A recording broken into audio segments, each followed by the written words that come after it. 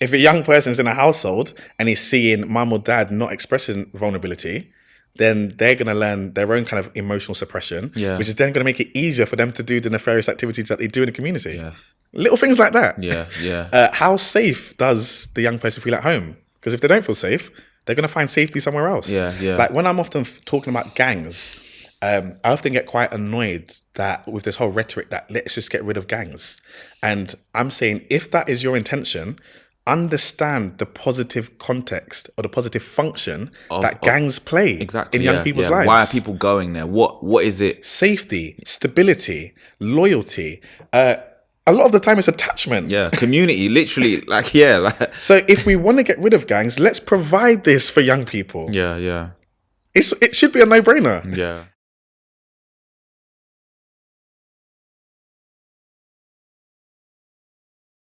What does trauma look like to somebody growing up in inner city London or in the ends, and how might it go unnoticed?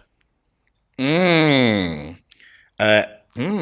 take a step back. Let's define trauma. I'm going to define how I make sense of trauma. So for me, trauma is a psychological, emotional, physical response to a distressing situation. Okay. And that can then impact a person's ability to cope with what has happened. It can also impact their sense of self, their identity, how they view themselves, but also how they think other people are now viewing them. But it also impacts their sense of safety, internally and externally. So when we think internally, I guess how safe people genuinely feel in their skin and their body. But then externally, how safe they feel amongst other people and in the world. Yeah. So you have to think about trauma. You also have to think about traumatic situations that can then lead to trauma, which can then lead to PTSD. So I kind of often see it as a bit of a linear process in that traumatic event, trauma, PTSD. So you're basically saying that people that experience trauma don't necessarily, that isn't an automatic route to PTSD. That isn't like... No, not at all. So in essence, I feel like I'm steering away from your original question, but PTSD is basically a psychiatric diagnosis that people have to meet in terms of certain criteria of different trauma responses, which are cognitive, behavioral, and emotional. Okay. So lots of people might have gone through a traumatic event, might now be kind of experiencing trauma as a result of that. But based on how particular this criteria is, they might not meet the threshold for a formal diagnosis of PTSD. And in some situations, I guess that can be quite problematic, where services might be very diagnosis heavy, where they would only see people who meet that threshold. Yeah. And I guess what we're doing at PTSD is saying it doesn't need to get to that stage. Yeah. It could just be people that are suffering with lots of different trauma responses. Yeah. So just because they might not have hit all 8 of that PTSD criteria, they might have hit 6, they might have hit 7. They might have hit 1 or 2, but we're still going to provide support for them. Yeah. So go back to your question. Go on. No, I need you to say it again. Okay. Sorry. Yeah, the trauma was actually, what does trauma look like in everyday life? So not even PTSD. Yeah. So, but this is where it can get quite difficult, because people portray very different trauma responses. Okay. So I'm going to use some of the facets of PTSD because they also make sense because they are trauma responses. Yeah. So some trauma responses might be what we call intrusion symptoms. So these are things like intrusive thoughts that or memories of the traumatic event just randomly popping into people's heads without them wanting to really think about it. Yeah. Distressing dreams and nightmares, intrusion symptom. Flashbacks, where people feel like they are genuinely back in that moment. And externally, people might not even realize people are having flashbacks, because some people might not even be moving. They're just in their head thinking they're back in that situation. Yeah. So externally, you could be passing this on that could be dissociated and you wouldn't even know it. Other kind of trauma responses are avoidance. Avoidance for me is a fascinating one. Because again, with the population that I work with, hypervigilance and avoidance are rife. So lots of people won't go to certain places, but you won't know that unless that person has had to go to that area for a reason, and you start to see a visceral response. Yeah. So if a young person has a friend that was killed, I don't know, in Lambeth, and that young person doesn't want to go to Lambeth anymore, people might not be registering that as a trauma response. Yeah. They're just thinking, that makes sense. Yeah. But we're thinking about it on like a practical level. Like, yeah, that person got stabbed there or something happened to them there. As in, like, I don't want to go back there because actually it could happen to me. But actually, there's something psychological. But there's no curiosity about the possible psychological element of that. Other trauma responses, I guess. Changes in like negative alterations, we kind of call them, in mood and cognition. So actually some people will struggle to feel positive emotions. But again, how are you, so a lot of these trauma responses tend to be quite internal. So actually only the person will really know that they're experiencing this, and externally people have been under wiser. Okay. So would you say everybody experiences trauma? I know we've been speaking about something quite specific, but would you say everybody experiences trauma, but then not everybody will experience the PTSD? PTSD is when trauma gets to a certain level. Maybe is it based on time, or is it based on symptoms? Is it based on intensity? Because I'm asking this because I still feel like society hasn't unpicked this, like the difference between trauma and PTSD. And society, we're in a place now where we pathologize everying. 100%, so 100%. I'm trying to unpick that apart. If there is a difference, that's what I'm asking. Do you know, it's a fascinating question, because you have to remember that PTSD is a psychiatric diagnosis, so that criteria was created in itself. And it was created, I guess, as a result of kind of shell shock syndrome, veterans, war. So that was it. It's man-made. But when I say that, I mean that people have had to put a lot of thought into thinking about what constitutes certain aspects. And even when we think about criterion A, and I'm referring to the DSM-5 because that's often the manual that I use and think about. So criteria A talks about what a traumatic event looks like. And actually their definition is actual or threatened death, serious injury, or sexual violence. Oh, wow. So when you think about that alone, lots of people would say that's missing a lot of information. A lot of information. So again, when people were thinking about this diagnosis of PTSD, they were very particular in their minds of what would need to constitute as a traumatic event. Okay. So those that are experiencing kind of like trauma based on other things that won't fit that category, I guess that doesn't necessarily mean their trauma responses aren't still significant. And traumatic. It just means they don't fit into this mold. I agree. Okay, this is good for my next question. So do you think that they've got it wrong in the DSM-5, as in like when they were, again, a load of these things were defined by the way, ages 2013, ago. You know, that's the DSM-5, 2013. So, you know what I mean? But I guess sometimes it's like they're taking it from the DSM-4, 3, 2, 1. Of course. They're not really thinking about it too nuanced. But back to my question. Do you think the DSM-5 has got it wrong, as in like actually their definition of trauma is too reductionist? Or do you think society now is trying to make everything trauma, as in your fish could pass away and that could be a traumatic event for you? Like, where do you sit on I think it's a bilateral process. I think both. I think I don't think I could ever be the person that just sits in one camp, because I'm too open-minded and flexible to understand that it can be both. Okay. So I definitely think the DSM-5 is quite reductionist, but I also understand the rationale behind that, because you don't want to then say everything is PTSD. You almost need, if trauma is going to define a whole bunch of things, you almost need something to then describe, actually, I like those three categories that you had about loss of life, safety. Because they're quite horrific, extreme situations. Like, for me, there's got to be a difference between what I'm experiencing and like that is painful to me. If I've gone through a breakup or if I've lost a pet or something. But there's got to be a difference between that and then like actual extreme events, 100%. Like being stabbed or 100%, like being in a war-torn country 100%. Or something like that. And I actually think a lot of clinicians and practitioners struggle with that.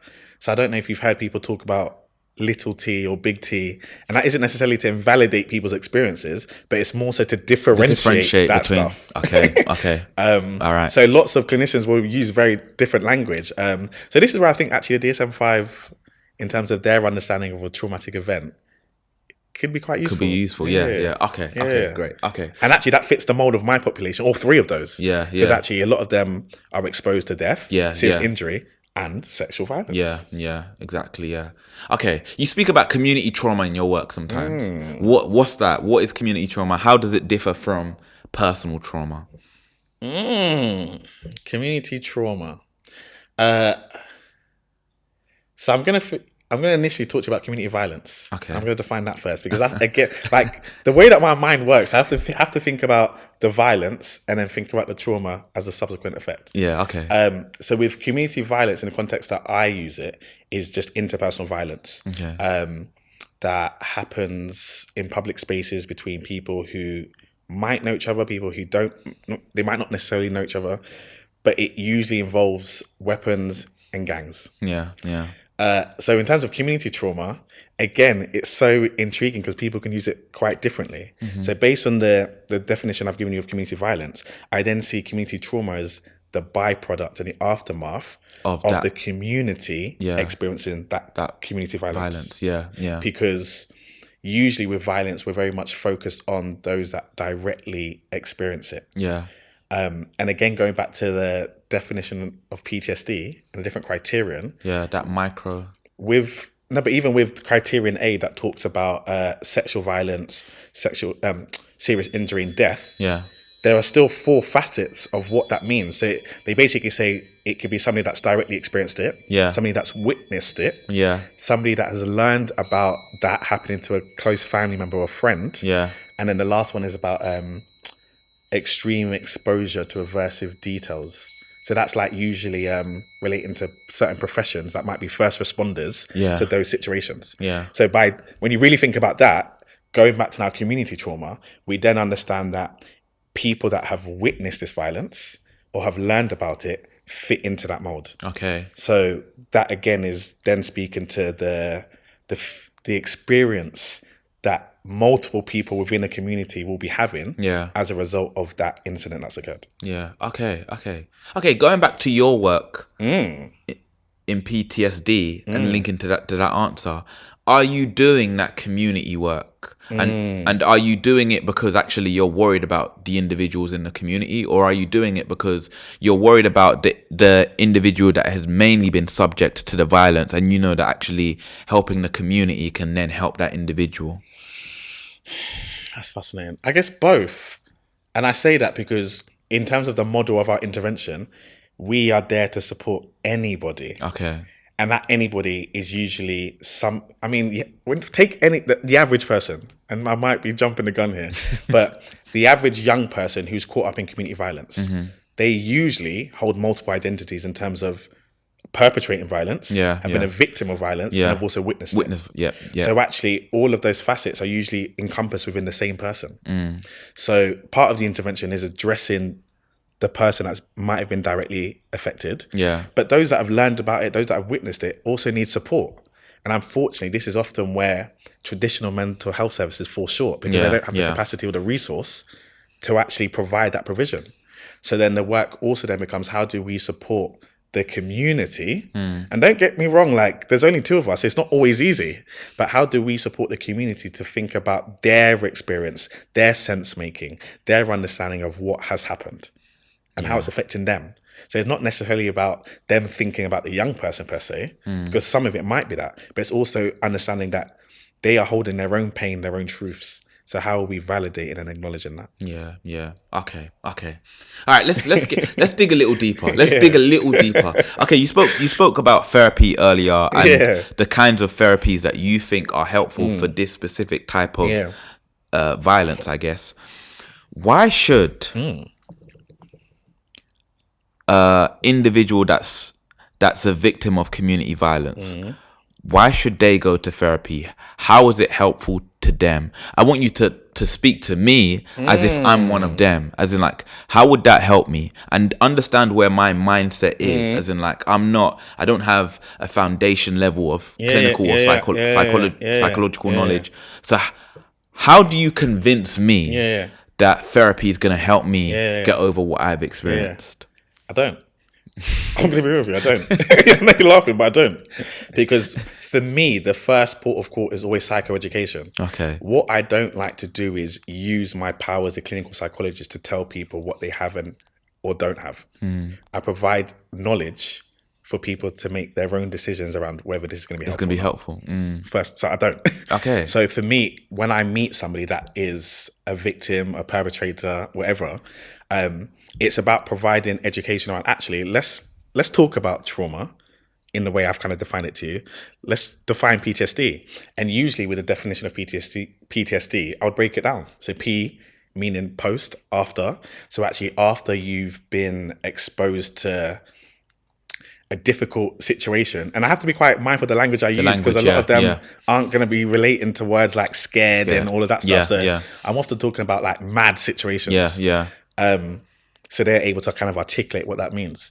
The T being traumatic, that actually in that moment, it was so mad, it was so extreme that you felt a type of way, you felt different. Yeah, exactly. It passed the threshold of how you normally feel in your body. But I'm not articulating even like that. I'm like, you felt different after that situation for various different reasons. And then this is where I might be naming some of the different trauma responses for them to identify with. The S being, I guess, stress. And again, thinking about some of those trauma responses, usually I'm talking about kind of nightmares, the on edge and scanning around, because lots of young people, they do that. They often find it helpful to put a name to that when I'm talking about hypervigilance. And then the D for me is the important part, because this is where I'm saying this is the disorder. Meaning that actually, if we don't do anything about this, this is going to have long-lasting effects. This will be something that actually you're probably having to endure for a very long period of time. And again, that's a presumption, because you might get over it. But I often explain to people that a lot of people don't. So actually, the D then becomes powerful, that if you want to do something about this, then these are the possible options of what could be helpful. So just psychoeducation. Okay. I don't force anything on anyone. No, that's powerful. But I guess, okay, so can a person reach healing or recovery or even improvement, if we want to call it that, if they don't buy into some of the things you're saying? So like even let's say on the D, on the disorder, like as soon as you say that, it's like, nah, I hear everything else you said, but as soon as you start saying it's like a disorder and that it's like actually I'm functioning different, no, I don't believe you, because I'm still okay, I'm still alright out here. Can somebody reach healing without actually taking in the psychoeducation, I guess? So I'm going to answer two different questions that have come out of that. I guess the latter about the D bit is that I actually find no issues with young people that come in and hear the D bit. And I guess maybe that speaks to PTSD generally, because what I found is that it's quite a hyper masculine diagnosis.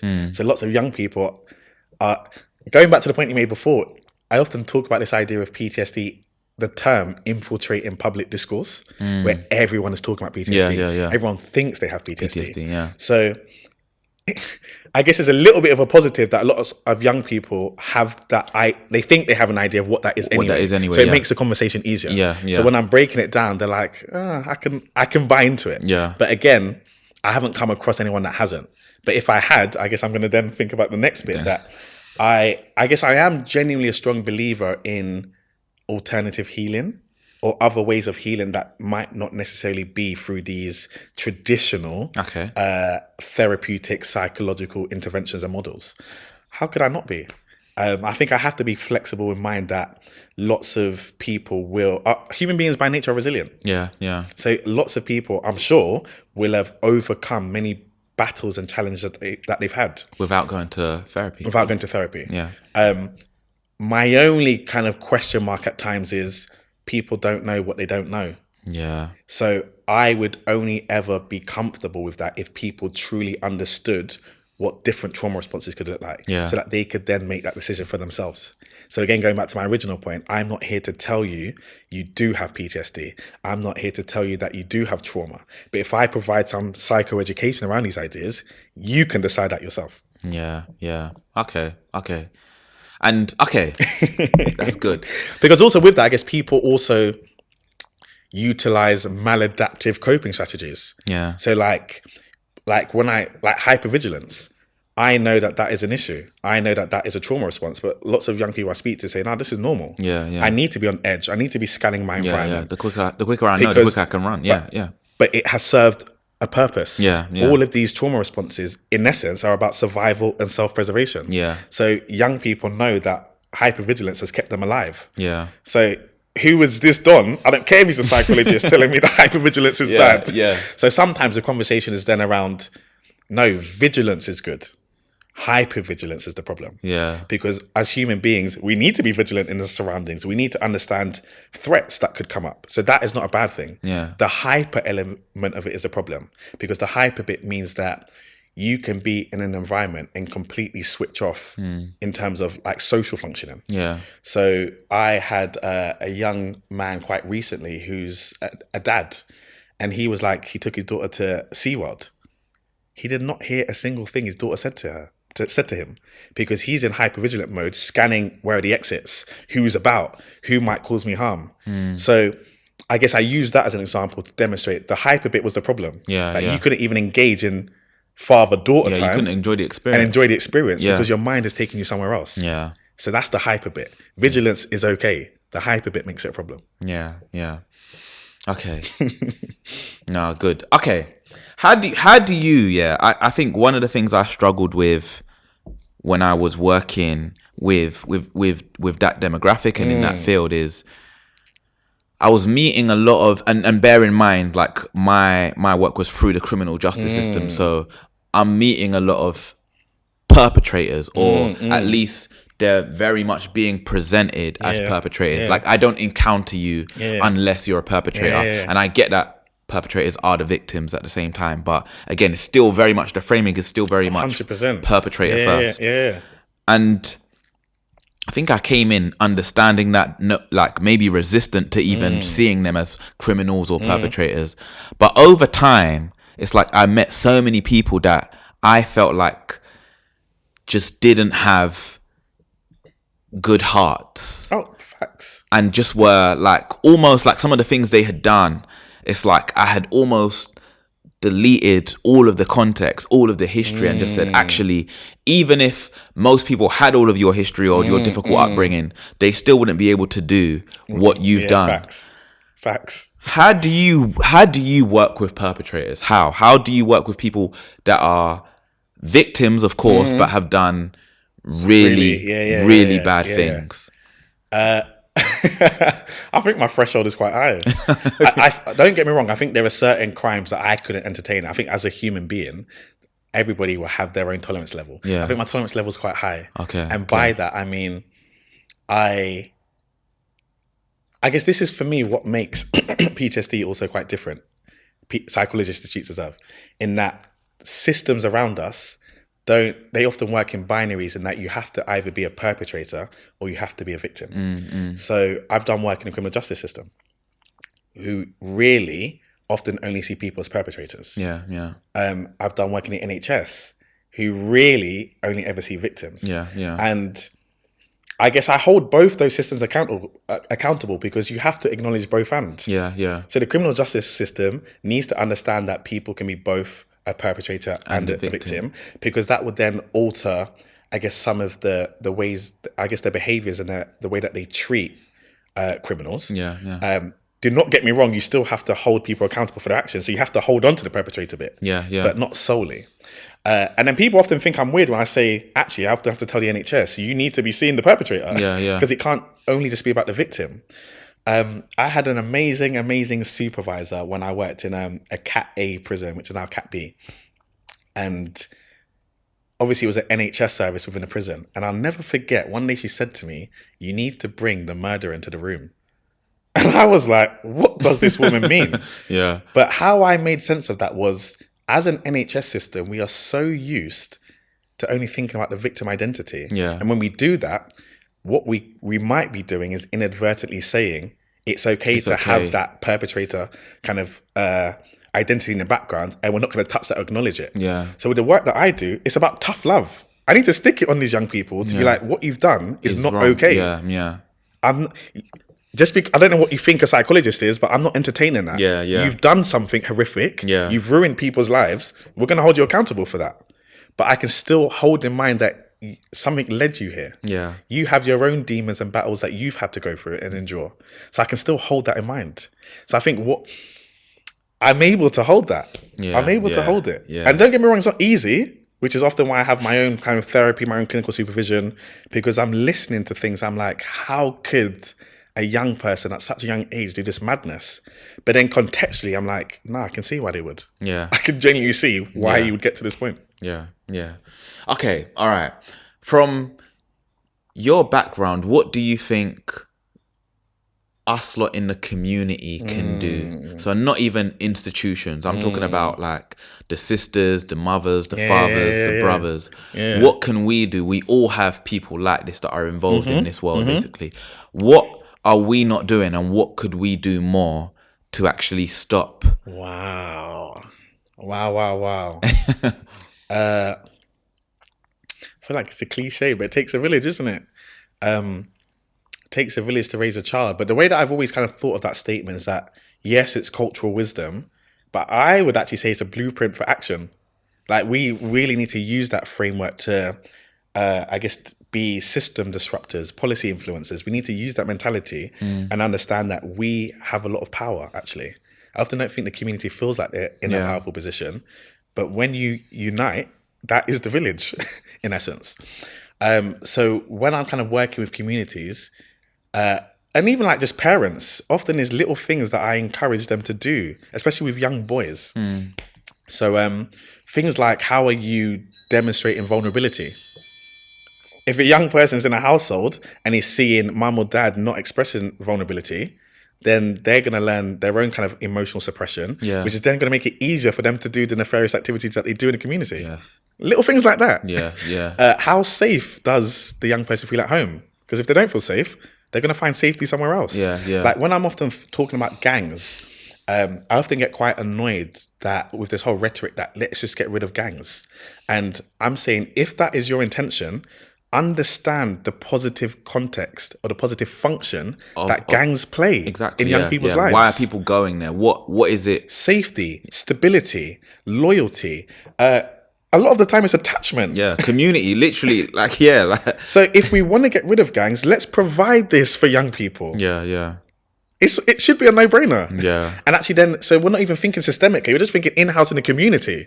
How can we provide that amongst ourselves to ensure that young people aren't getting themselves caught up in this? Yeah. It can't be the over-policing, because that's not enough. It's not enough. Yeah. Okay, so that's good.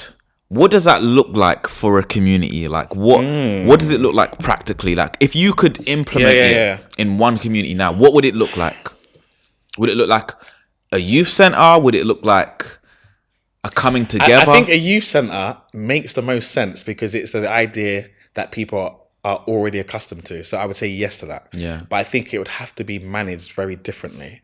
I think it would need to be owned by the community because there's not enough community ownership. So even thinking at a systemic level, I would want this youth club to be genuinely owned by the community so they can make the changes that they feel are going to positively impact their immediate environment. So it kind of mitigates the systemic stuff of we will tell you what we think is good for your community. So that's kind of one aspect to it. In terms of what will be available in the space, again, there's things that are ticking off these unmet needs that young people might be experiencing. How are you providing love? It sounds really cliche, but how are you providing love within this youth club? Nourishment. How are you providing nourishment? Food is a big part of people's community and identity. So how are we feeding people? How are we providing shelter if people are struggling with housing instability? Like the youth club has to become more than just a youth club. It needs to become almost a sanctuary that is serving lots of different purposes. The culture of the community has to change. One thing that I often notice about communities is that they're very quick to disregard and villainize and ostracize young people who are caught up in community violence. And I can understand why a community does that because they don't want to be associated with it. But what they don't realize is that they inadvertently are planting seeds in the minds of young people that they shouldn't be included. So if a young person doesn't feel like they are included in the community, what are they going to do? Yeah. So like even with I don't know if you're aware that the whole phrase, it takes a village to raise a child, there's a second bit to it. And I'm paraphrasing it, but I guess it's the idea that if the child doesn't feel like part of the village, they're going to burn it down. Yeah. Why do we not think about that? Because that second part is very pertinent. Very important. Yeah. In that if they do not feel as included in the village, they will burn it down. Yeah. It's no different. If a young person feels like they are not a member of a community, a member of society, it then, I guess, breeds the ideology that it makes it easier for me to engage in crime. If I don't feel like I'm part of a society, why am I going to want to adhere to society's rules? Yeah. That govern how people operate? It's not going to run. I'm going to create my own rules. And actually, this is where, unfortunately, groomers are very good. Yeah. They've created their own community and society that is governed by its own rules. Yeah. But it's very, very different from, I guess, society's rules. Yeah. It's fascinating, bro, man. Like when you really, really break this stuff down, I find it fascinating because a lot of young people want to genuinely feel included. Yeah. But if they're bopping down the road and their own community's crossing the road, how are you going? Yeah, what are you going to do? Exactly, yeah. So, like, don't get me wrong, again, going back to the perpetrator and victim stuff, if young people are causing trouble or kind of engaging in crime, then obviously the community is not going to want to be part of that. Part of that, yeah. But what about those young people who aren't about that, but still have similar experiences of the community crossing the road when they've done nothing wrong? Yeah. They don't feel included. Yeah. If they don't feel included, it increases the likelihood that they're going to want to We're pushing them towards, seek that. Yeah, but how do you find the balance in that then? How do you stay mindful of that and then also do the things to keep yourself safe? Like the crossing the road example is perfect. How do we know when we see somebody? I'm always fascinated by like stereotyping and I feel like unconscious biases. I feel like society isn't honest about it. Like it's human nature. Yeah, exactly. It's human nature. And it's like when we've had a front row seat seeing our people or behave like this. I was listening to something on YouTube and the person was like very ignorant person, but said something quite powerful, said, why should I be scared of the police when all of the examples I have of the trauma that I've received are from the people that look like me. I'm scared of the people that have attacked me, not scared of the people that haven't attacked me, sort of thing. And I feel like when we're honest about that, sometimes actually a lot of the way, I think people that don't look like us have their own biases, but a lot of our biases and our perception of our people comes from our experience 100%. With our people as well. Also, that's not a minority. A lot of young black boys will say that their number one threat is other young black boys. Yeah. I guess I would see it as a known narrative that exists. So I think people aren't talking about it, but people are very much aware that that's the issue. But for me, again, with my curious mind and always wanting to dig deeper, I'm always like, what is that about? Where does that come from?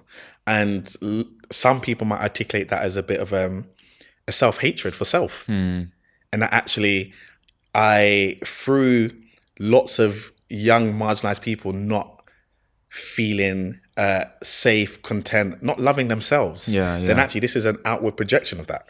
And that actually makes it easier for me to harm somebody that looks like me because I don't even love myself. So that's one really fascinating kind of like camp that I find really interesting in terms of that ideology. Some people will attribute it to racism, systemic racism. I think from my experience, ends culture, I think that's a big problem because I think ends culture breeds that. It breeds this idea that people that look like me are the most likely to hurt me. And some of that might be true. But some of it also isn't true. So it's again, how do you find that balance of not over generalizing? How do you not put everybody in that camp? But that often has to come through trusted experiences, positive risk taking. But lots of young people won't put themselves in that situation because for some of them, there is a real reality that these people that look like me are trying to kill me. And if they see me, will kill me. We're at a very dark period, I'll be honest. It's quite sad. Very, very dark period. And what is the solution to this? Like, and I know that's a loaded question where you have several answers, but actually, if you was in charge and you got to influence policy in this particular area, what would be I guess what would be the thing you're trying to do in the short term, and then what would be the thing you're trying to do in the long term?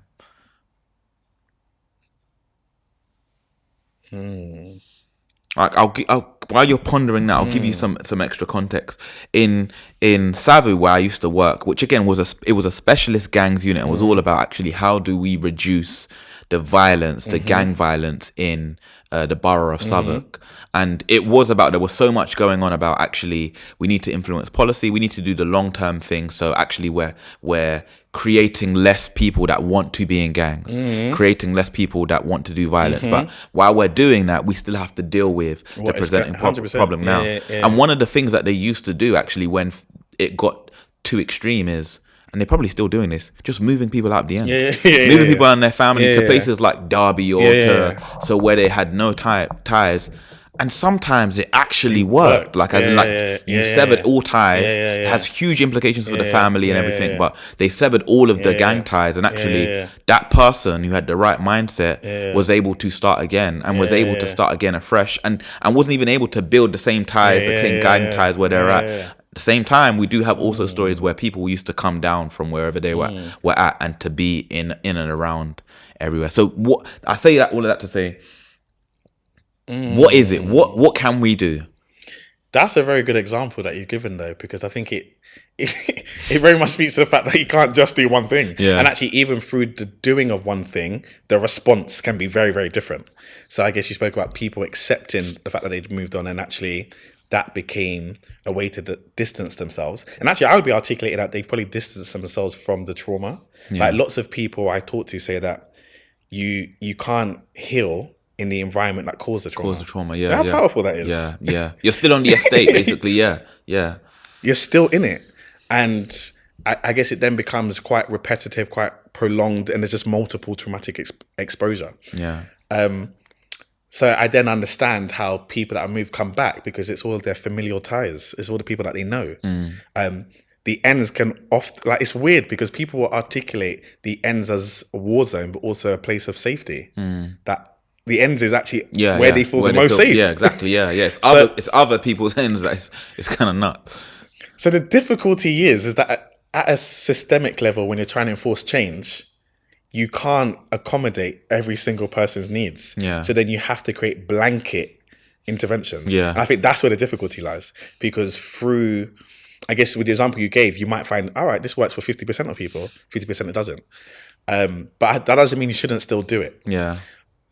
As a psychologist, I'm always going to be on therapy, man. I'm going to be real with you. I think there's something actually about, I think we focus a lot on exposure to violence leading to trauma, and not enough about trauma leading to violence. I actually think traumatized people are more likely to engage in violence. So let's address it the other way. Instead of trying to prevent crime and violence happening, which is usually through things like over-policing or whatever that might look like, let's address the trauma. Because I genuinely believe that if we are tapping into people's genuine humanity and providing psychoeducation around trauma responses, providing psychoeducation around the impact of ruining people's lives, guilt, shame, tapping into that stuff, I think it would reduce violence. I genuinely believe so. I was having this conversation quite recently about remorse, guilt and remorse, and the difference. I think this was like with a solicitor friend, because often in the criminal justice system, they want people to show remorse. And guilt, No, but they're very different, because a lot of young people will show guilt, but they won't show remorse. And that makes sense to me. Because why would a young person show remorse for killing somebody that they genuinely believe was going to kill them? How could you show remorse to that? You can show guilt for it.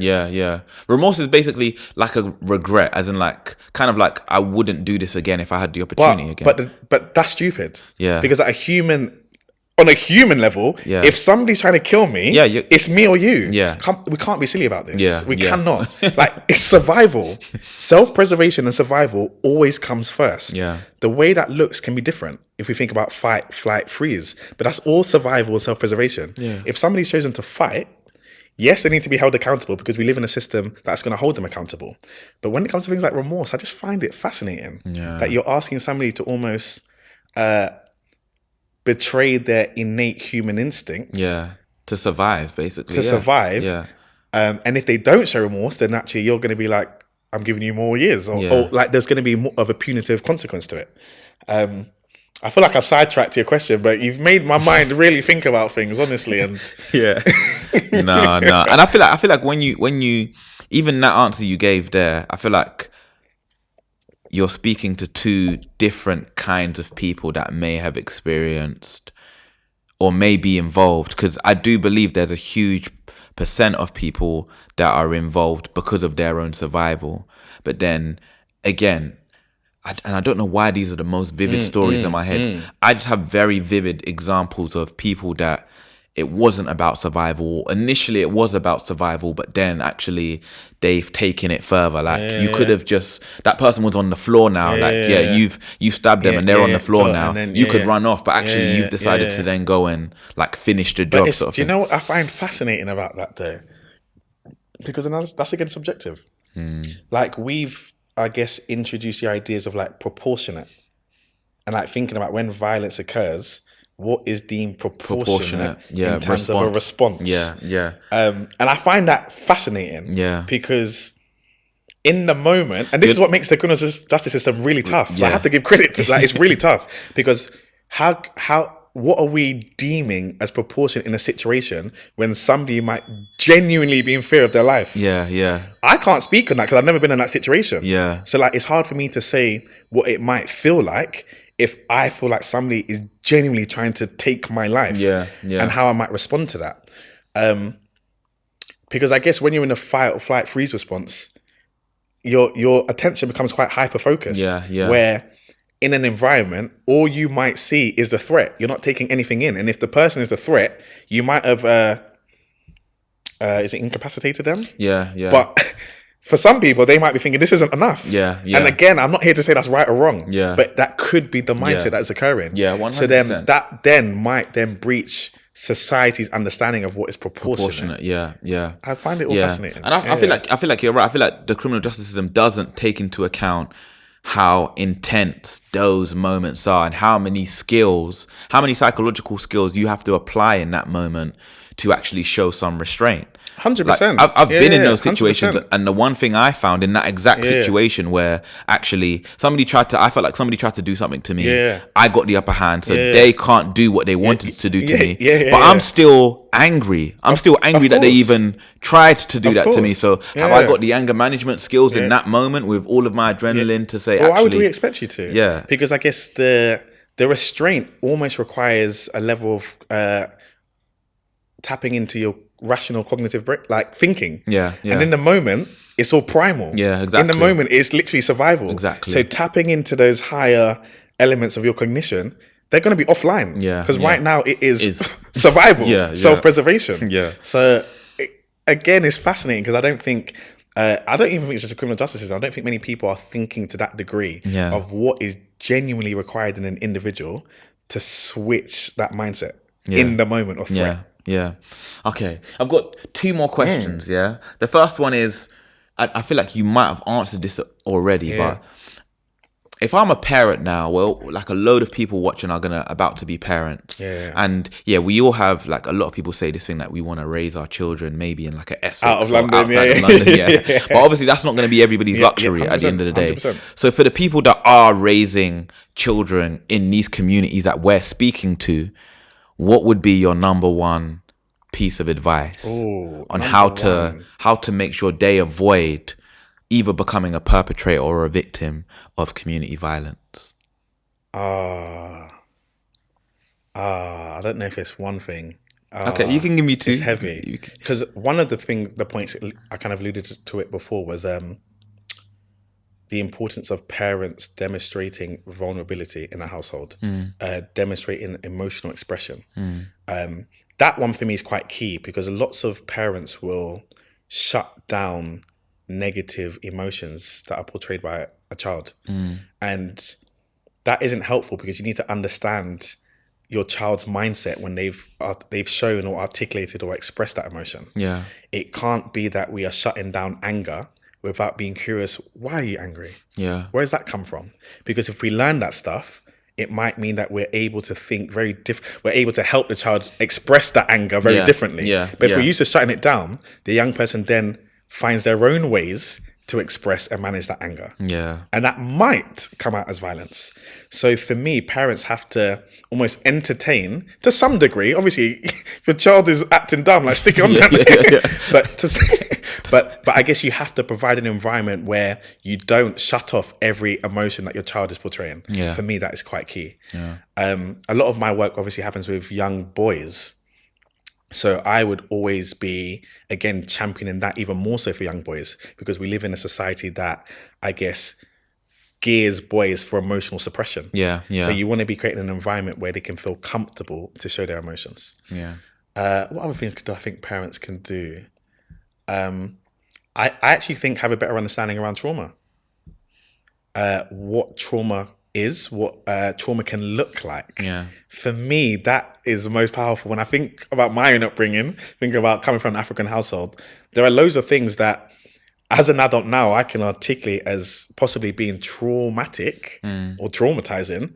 But actually, I don't think my mum would have the knowledge or language to even think about that situation, because it's literally, this is life. I'm just cracking on with it. So I think there has to be something around a bit of an awareness, but not to the extent of where we're talking about everything becomes trauma. Yeah. But I think just an understanding of what young people's lives are tough. Yeah. Yeah. So even just having the understanding that going to school for a young person is not a light experience. Yeah. Yeah. That young person's day is bound to be full of potentially traumatic situations. Yeah. So just having the understanding of that can then shape how you treat your child when they come back to the household. Yeah. The safety that you're providing in the household. in the house. It's important, man. Yeah. Yeah. Very, very powerful.